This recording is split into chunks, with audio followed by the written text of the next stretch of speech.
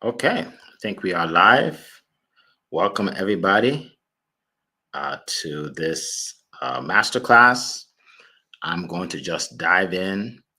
If you are here with me, just put in the comments where you're zooming in from, hashtag live. All right, and we'll get started. Okay. All right, so today I'm going to talk about how to make 100K in 2025 without being pushy or salesy. All right. So let me just start with my background because some of you may not actually know me, and it's always good to know who you're listening to, right? All right. So I'll just tell you a little bit about my background. I came to this country when I was 19 years old. Then I went to college up in Philadelphia, and while I was in college, I majored in marketing. I was a business major, but specifically marketing. Dr. Marcia, good to see you. So I was a marketing major, and I wanted to work for a big company. Okay, I wanted to work for a Fortune 500 company, but I want to be behind the scenes. Okay, so I wanted to be the guy that's in charge of putting together the commercials or the billboards or things of that nature, where I'm not actually speaking in front of the camera, right? And so I applied to different companies, and I was offered a job by a company called Xerox. Xerox, I think they still do sell copiers. At the time, we're selling fax machines. I don't know if they even sell those anymore, but anyway, um, copiers, fax machines, printers, paper, things of that nature. And oh yeah, hi, welcome Coral, welcome Zion. Good to see you, Leah.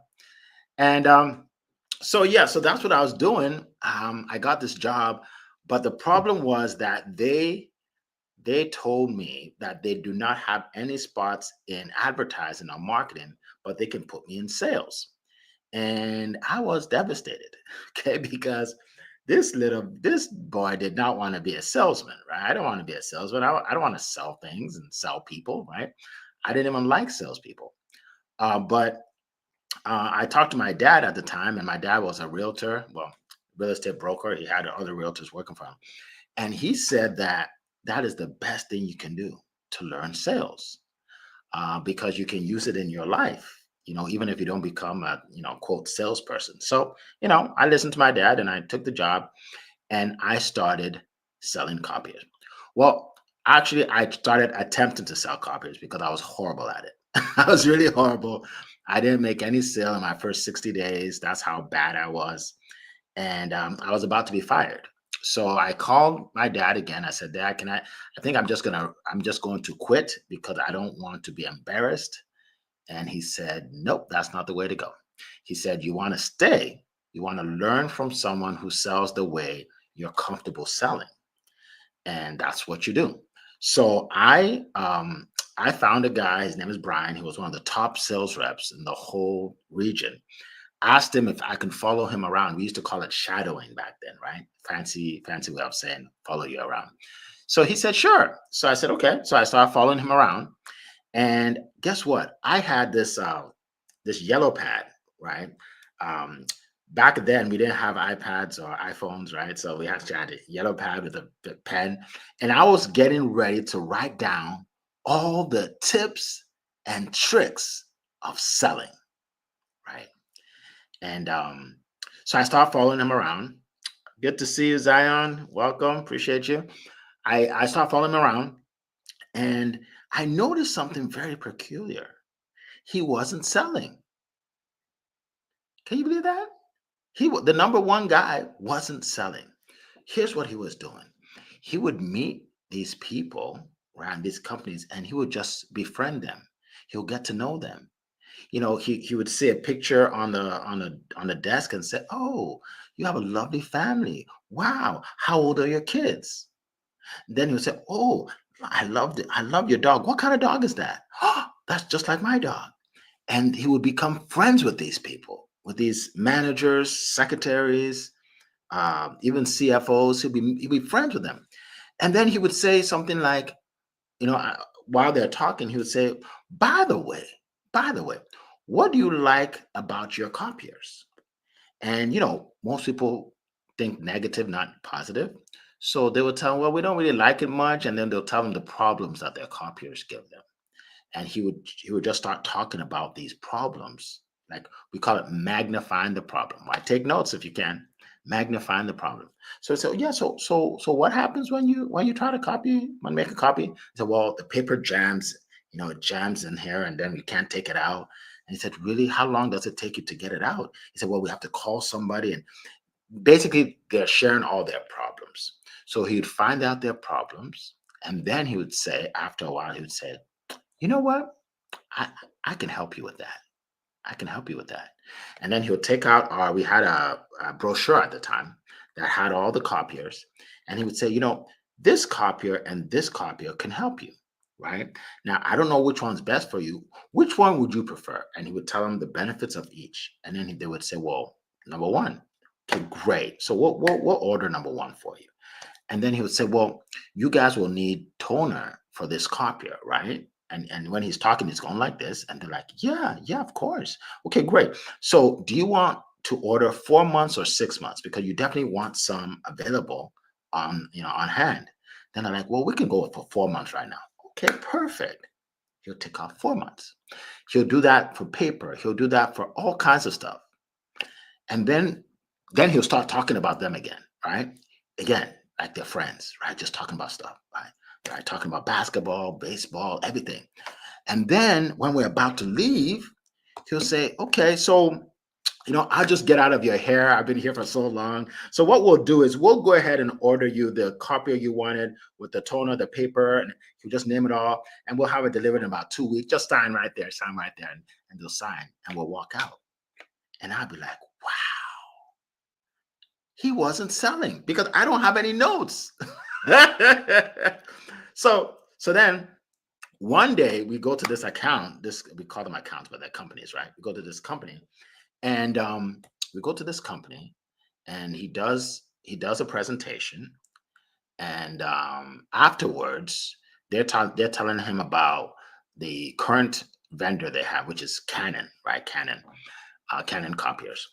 And then he said, "Well, you know what? I think you guys are good with Canon. Keep using them.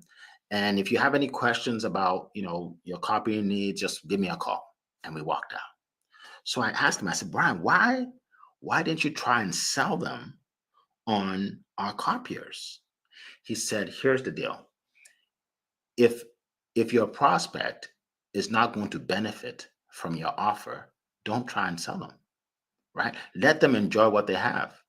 Don't take their money if you can't help them." And that stuck with me. Don't take their money if you can't help them. So once I heard that, I said, okay, so it's like, wow, you're compassionate. Like you don't just sell everybody. He said, yes, be compassionate. And that's how I started my career. Okay.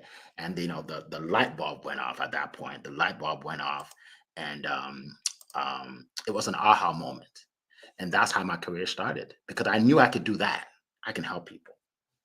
All right, appreciate it. I good to see you, Leah. Thanks for the comments. Yes, yes, the notepad, the yellow notepad. You remember those? Appreciate it. Appreciate it.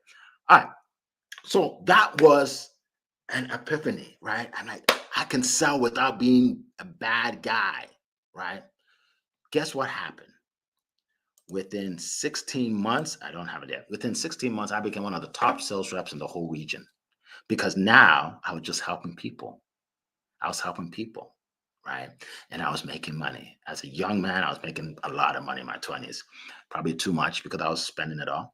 I wish I had some of that now, right? For all the kids going to college. But anyway, that's another story. So I started to sell, I started to make money, and things were good, right? Things were good.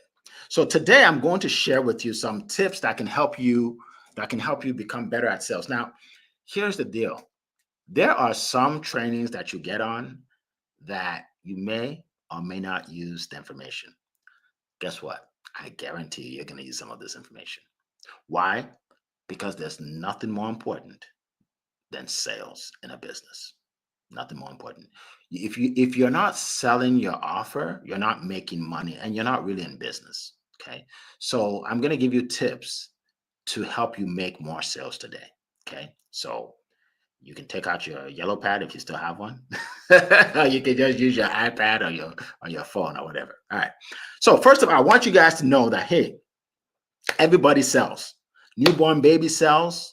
I remember my boys when they were little. I walk into the room and they start crying because they want me to carry them. They're selling me, right? Everybody sells. A man sells a woman to go out on a date. A woman sells a man to go out on another date, right? Um, we recommend good movies all the time. We're selling. It's all selling, right? We believe in something and we're telling somebody else to do it, to take an action. That's sales. So it's not weird. There's nothing wrong with it. Okay. Sales is just normal. Now, have you ever bought a car from a dealership? There are two types of experiences, and I'll get into that. Well, and the experiences are either positive, where you got what you wanted, right? Or negative, where you didn't get what you wanted at all, and they just sold you something you didn't want. And a lot of times when we think of sales, we think of car dealership, someone just selling you something you don't need. Okay. But that's not true sales. All right. Remember, sales is service. If you are not selling your offer, you're not helping anybody. You're not serving anybody, right? When I say offer, I mean your product, your service, right? Everybody has an offer, right? So that is the service you provide, the benefit of your offer. So here it is. You simply find a problem that your prospect is facing, then you present an offer. Okay. And the number one goal of selling is to persuade someone to make a decision that will solve their problem. If your prospects believe that their offer solves their problem, then you made a sale. It's as simple as that. All right. Remember, you are the bridge. You are the bridge between taking your customer from where they are to where they want to be. Okay. You are taking them to the destination of their transformation, is what I call it. You're there for a purpose to help them. All right. That's your purpose. So I'm going to talk about 5 secrets to becoming a master at influence and persuasion, because that's what we do: influence and persuade. And you don't need to have a certain personality. You don't have to be a great speaker. You don't have to be charismatic. You don't need any of that. You don't have to be tall, dark, and handsome, right? You don't need any of that. I used to sell when I had hair, when I looked not good. And now I don't have hair, I still sell it. So it doesn't matter how you look. All right. All right. So it doesn't matter how you look. All right. So first thing you need to do is build rapport. Oh my goodness. I want you to write that down, circle it, underline it. You have to build rapport. You have to get someone to know you. Remember what Brian did back then? He was building rapport. He didn't call it that, but that's what he was doing. He was getting to know. Because guess what? When the other his competitors like Canon and Minolta and Savin, I can't believe I still remember all those competitors.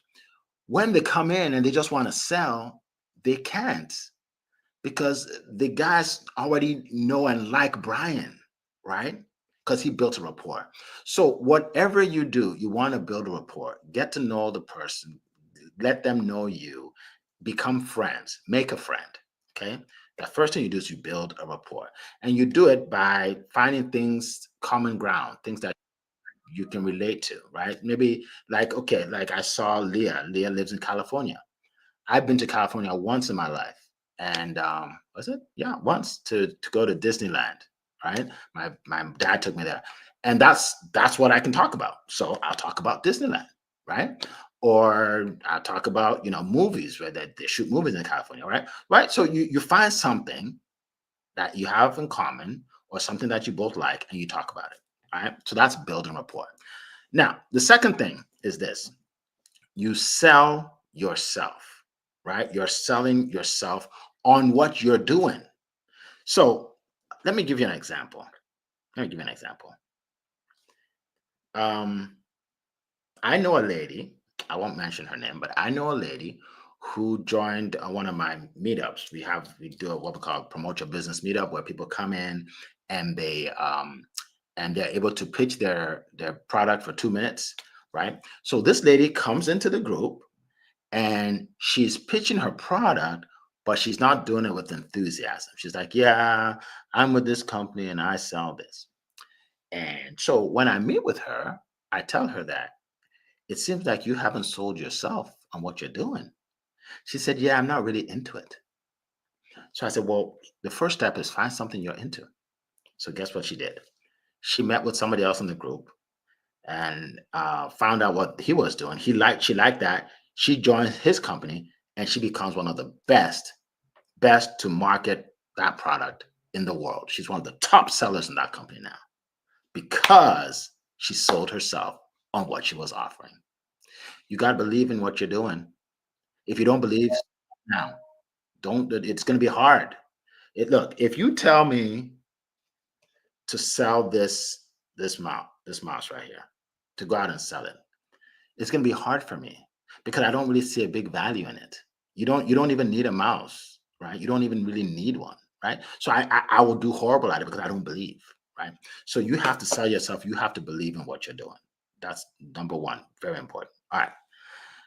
Next thing I want to talk about is place yourself in place your prospects' needs above yours, right? You have to care for the person that you're going to be talking to. You have to care for the person that you're going to be selling to. You have to find out what they want, what they need. If I was talking to a lady a few days ago and we were talking about my sales program, and she asked me if I will be able to teach her how to do videos and how to post it like I do on my social media. And she's asking me all these questions. And I said, no, that's not what it is. It's all about. It's not marketing I'm teaching. It's actually selling, like face to face, talking to somebody and selling the offer. She said, okay. She said, well, I can just join anyway. I said, well, don't join the program if you're looking for marketing, because that's not what I'm doing. Right. So I didn't take her money because I don't want her to pay for something she's not getting. Right. Because I was again putting myself in her shoes, myself in her shoes, and she appreciated that. Right. So put yourself in their shoes, and that's how you'll know you'll be able to help people, and it will come out. It will be genuine when you that you want to help them. Right. Okay. Um, another example, I meet with people all day. Like today, I met with like 5 people, so I have hundreds of stories. So, I met with a lady like a couple of days ago, maybe last week. She wants to speak to the medical profession, especially dentists, right? So she was thinking of speaking on my stage, studiospeaking.com, right, where she can speak to a lot of people, blah blah. And she said, yeah, I would love to speak on your stage. And, I need to speak to medical professionals, blah, blah. And I said, well, I can't promise you that there'll be any medical professionals in my crowd, in my audience, because that's not what I like. I don't attract medical professionals. I attract entrepreneurs. So she said, oh, okay, so nobody, like there will be no medical professionals in the crowd. I said, "Yeah, probably not." Oh, she said, well, then I won't be interested. I said, good. I'm glad you brought that up, and I'm glad you're not going to be speaking on there because it would not work out for you. Again, she appreciated it because I'd be wasting her money, right?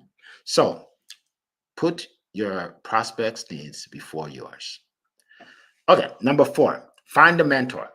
Find somebody that can teach you what you need to learn to be successful in your field. Okay.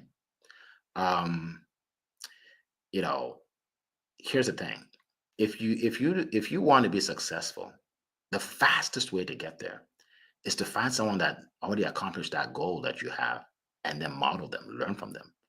Whether it's a mentor, whether it's a coach, whatever, find somebody that can help you.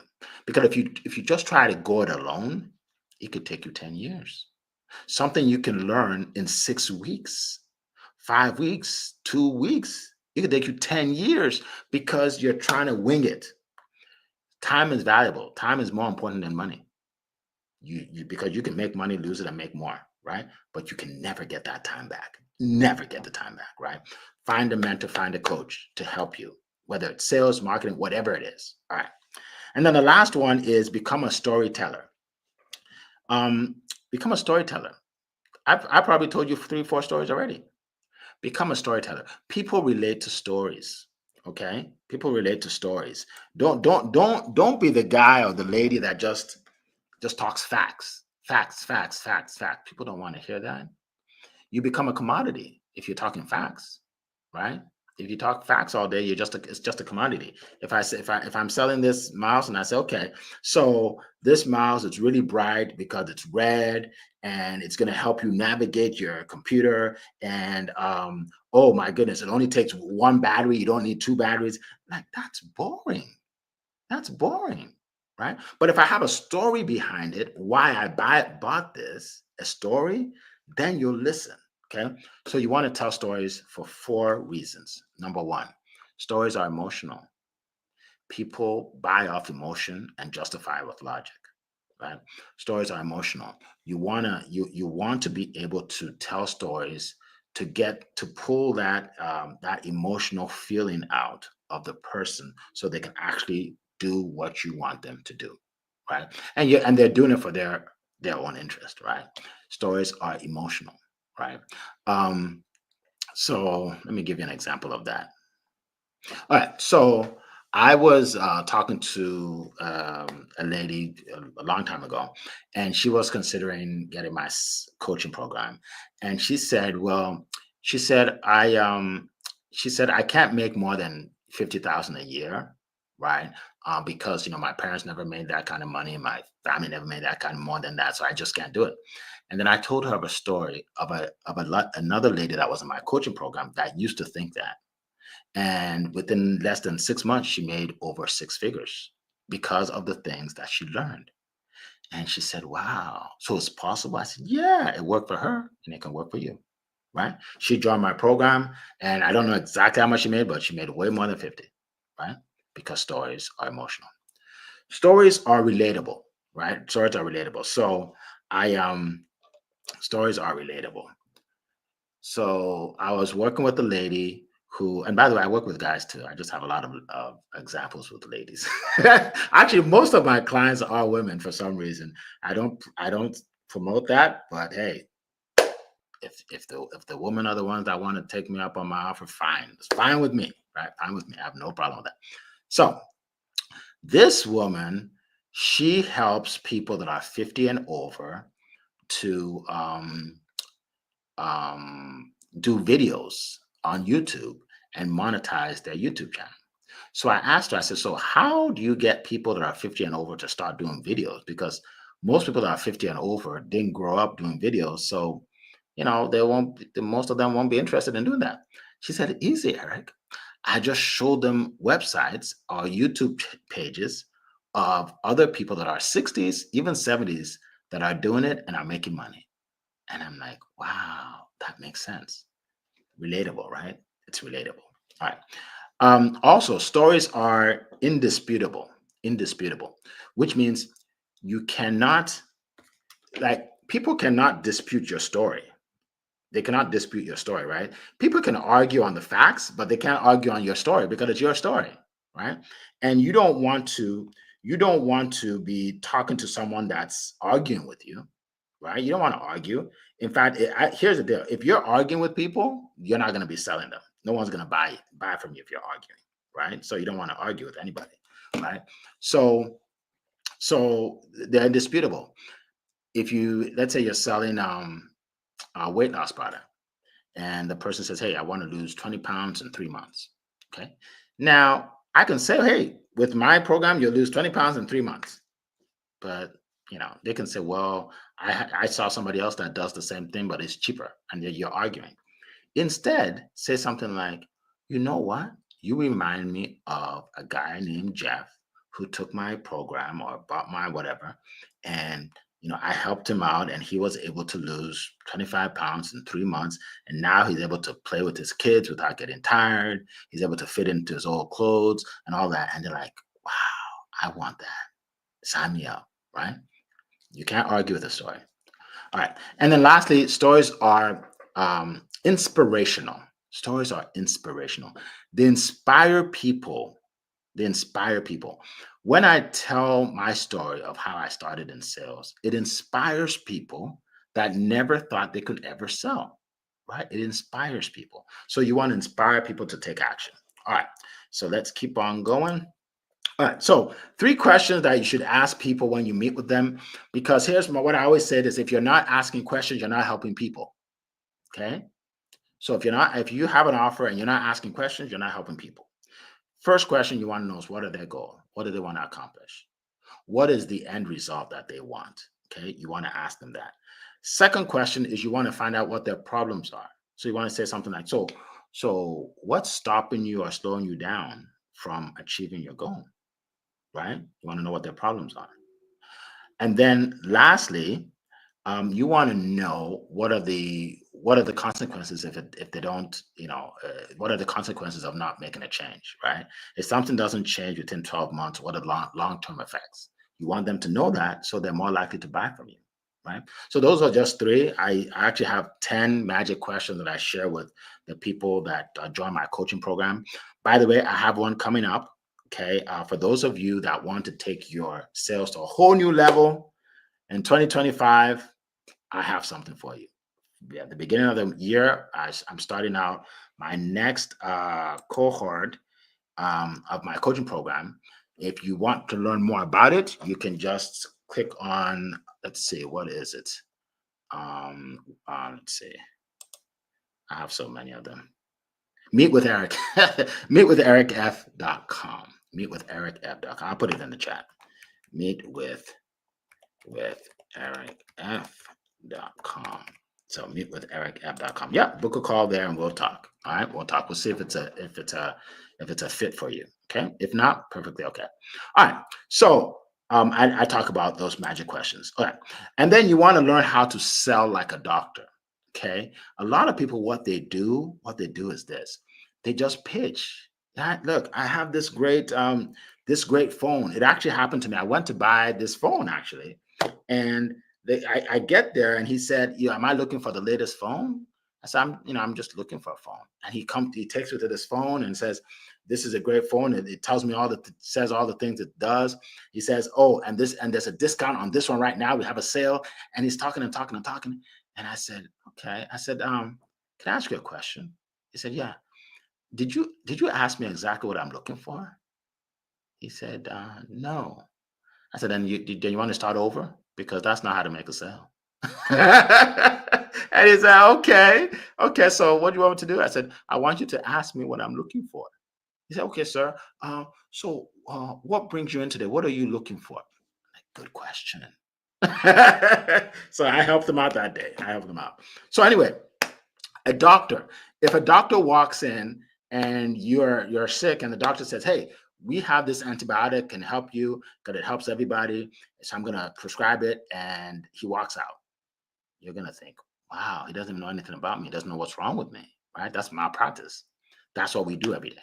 Okay. So what you want to do, you want to find out what's wrong, right? You want to know their symptoms, right? We'll find out what's wrong.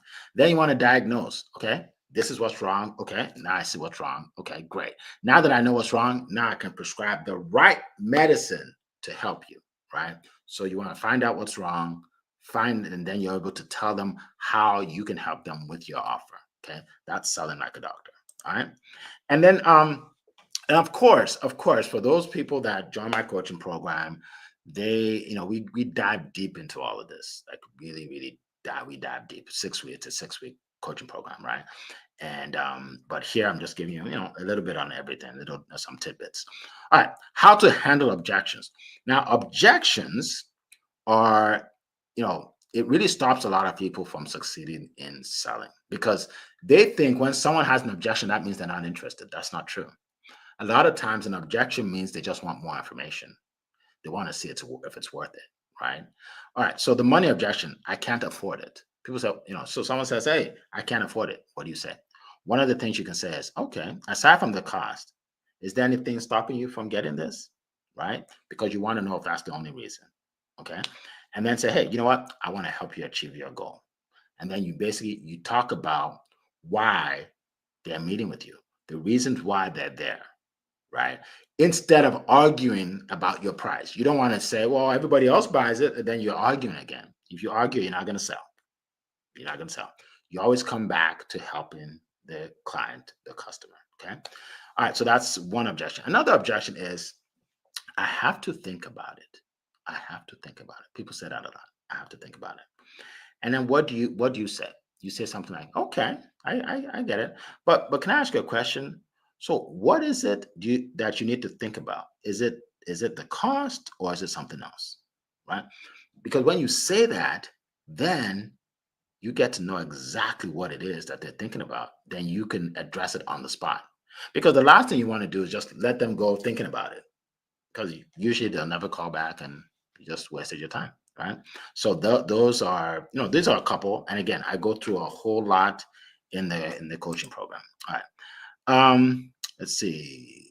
Okay, so let's talk about this real briefly. High ticket offer. So some of you that are either live or are going to watch on replay. A lot of people I know watch on replay. So people that are not here that are going to watch on replay. Um, a lot of you want to go full time in your business, right? You have a passion, you have a dream, you have the skills to teach, to train, to coach. You have that skill. It's God. It's sometimes it's even God given, a God given passion to do something. But the problem is you don't charge enough. So people don't, so you can never actually go full time. Like I talk to people say, well, my goal is 10,000 a month. I said, okay. So how much do you charge? I charge $200. Okay. So how many do you need to sell to make 10,000? Oh, I never thought about that. You'll never go full time, right? Do the math. It's not possible. So you have to have a high ticket offer. Okay. A high ticket offer means something that's, at least maybe 2K, right? 2K, something like that. Um, or even if it's a thousand's better, right? At least you're making much more. Why sell high ticket? Your clients get a better result because they prioritize your offer. Right? When people pay, they pay attention. Right. So I do free things. Right. I do free events like this. Right. Right. And it's good. I help people out. But people that want to go to another level, to learn more, to get more results, they pay for more information and for one to one attention, right? All right. And then also you make more money, obviously, right? So you make more money, right? And first of all, let me just say this. There's nothing wrong with making a lot of money. People tend to think that something is wrong with making a lot of money. Nothing's wrong with that. If you're giving value, right? If you don't want to make money off of people if you're not helping anybody, right? That's not good. But if you're helping people, you deserve to be paid. You deserve to be paid for your offer, right? So that's just the bottom line, right? You have less clients and you can serve your clients at a higher level, right? If you have like for instance in my classes, we have like 5 people. We don't have a lot of people in my classes. Why? Because I want to be able to pay attention to each person, their needs, their specific industries. If I had 20 people in the class, I can't do that, right? So I'm able to help more. I'm able to help less number of people, but help them at a higher level. Okay. And then lastly, let's see. I can't even see that. Yeah, yeah, yeah, yeah, yeah. All right. So the price that you charge for your offer shows your client the value of your offer, right? So if I say all of this stuff and I say, well, you can get in my coaching for $100, you'll be like, how good can it be at $100? I can waste $100 at a restaurant, right? There you go. So that's why people value what you're doing more when you have a high ticket offer. All right. So let's keep going. That's right, Carl. Nothing wrong with making a lot of money. And people, here's what I tell people too. Sometimes the philosophies you have in life is based on the people you hang around with, right? So I was talking to a lady a few like last week, and she said, oh yeah, she said, no, I'm sure nobody can afford to pay for your stage now because Christmas is coming and everybody needs money for presents. And I said, no, I have a lot of people speaking. I only need a few more. She goes, really? I said, yeah, a lot of people can afford it. She goes, oh, she's hanging around the wrong people. She's hanging around broke people. So she doesn't see it. We're all broke. That's what she thinks. No, no, no, no, no, no, no. Just because you don't have any money in the bank doesn't mean there aren't people out there that have a lot of money in the bank. A lot. Okay. So don't convince yourself that people don't have money to buy your offer. People do. People do. Okay. I bought offers that are 15,000, 25,000. And look, I bought an offer that was 15K. And so she did the presentation, and all of us are buying this offer. And then I get into a coaching class, and we're like 40 something people in that room that paid 15K. So for all of you out there that, man, nobody has any money, everybody's broke, the economy is bad, you're hanging around the wrong people. Hanging around the wrong people. Okay. So you have to change that mindset. All right. So what I'm willing to do for you all is, if you want to learn how to make more sales, if you're interested in learning more about my coaching, book a call, meetwithericf.com.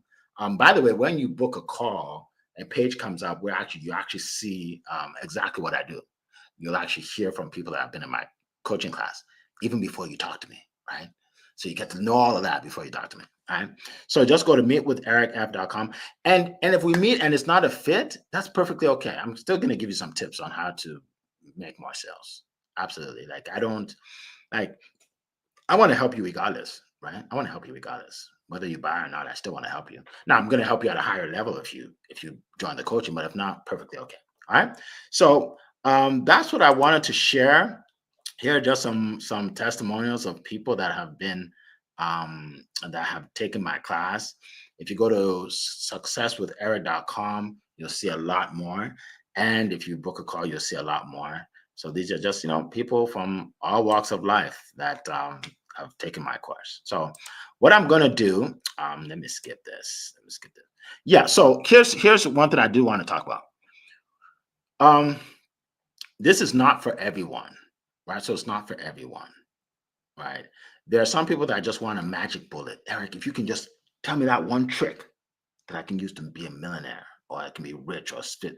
There's no such thing. There's no such thing. Okay. So don't book a call if you're looking for one thing to make you rich. It's not gonna happen. Or people that are negative and skeptical about everything. I don't even want to work with someone that's negative and skeptical about everything, because it's not gonna work for you. All right. If you say, well, I tried something before, it didn't work. Everything I do doesn't work. I know it's never gonna work for me. It's not gonna work for you, because you already convinced yourself, right? So I don't look for everybody, right? I don't look for people that are negative, that I don't believe. I don't. That's a waste of my energy. Okay, if you don't have any belief, then there's no need to me, right? And then some people are just not serious about making money in business. I'm serious. There are a lot of people in business that want to make money, but not serious about doing what it takes to make money. They want to make money, they're not serious about doing what it takes. There's a guy that booked a call to meet with me about he said he's been trying to sell for years, hasn't made any money, blah, blah.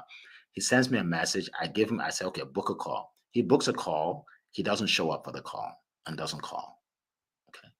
Then he sends me a message a few days later. Says, oh, I'm sorry, something came up. Do you mind if I book another call? Usually I don't book another call for people that don't show or don't call. But I said, you know what? I have mercy on you. He booked a call. He didn't show. That tells me why he's broke. He's not serious, right? That tells me why he's broke, right? Then he sends me a message later on. He said, I forget when, he said, well, oh, Eric, something came up. Sorry, I didn't, is it possible for us to meet? I said, no, it's not possible for us to meet, because you're a waste of my time. You're not serious, right? You got to be serious. You can't just convince yourself or manipulate yourself into thinking that there's another reason why they're not successful. It's because you're not serious. Like, if you're not serious, you're not serious. It won't happen. You can get through a job for 40 years without being serious. A job. Because at a job, you can do the least that you have to do and get by and make money. At a business, you can't do that. A business is the great equalizer, right? Because it will show you that you're not doing anything because you won't make any money, right? I trust me, I've been in business for 25 years. The reason I'm really successful because I have a strong work ethic. I tell people, if you don't have a strong work ethic, if you need a boss to tell you to get up, then you don't need a business. You need to just stay at the job, because a business, you have to have self-discipline. Self-discipline. Okay. All right. Who is this for? People that are tired of losing sales. If you're just tired of losing sales, like you know that you could be making money, but you're not making any money, then this is for you. Then we can meet. Okay. Um, People that want to learn the skills of leading a successful call without being pushy, right? Without being pushy, that's the key, right? Without, like I said here, this may not be for you. It may not be for you. Like, what if I said, "Oh, you have to do this. If something's wrong with you if you don't book a call." That's pushy. That's pushy. People, you won't succeed if you're just pushy, because you may get a sale here and there, but most people don't want to be forced into doing what they don't want to do. Okay. So you don't want to be pushy. And then people who are open to learning a proven system to close more deals and help more prospects. A proven system. Everything I teach is proven by me and by the people that I've trained over the last 15 years. Proven. I don't tell you anything that I'm just guessing. There's no guessing here. I tell you what works.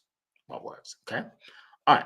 So that's it. So that's basically what I want to share. If anybody has any questions, you can put in the chat.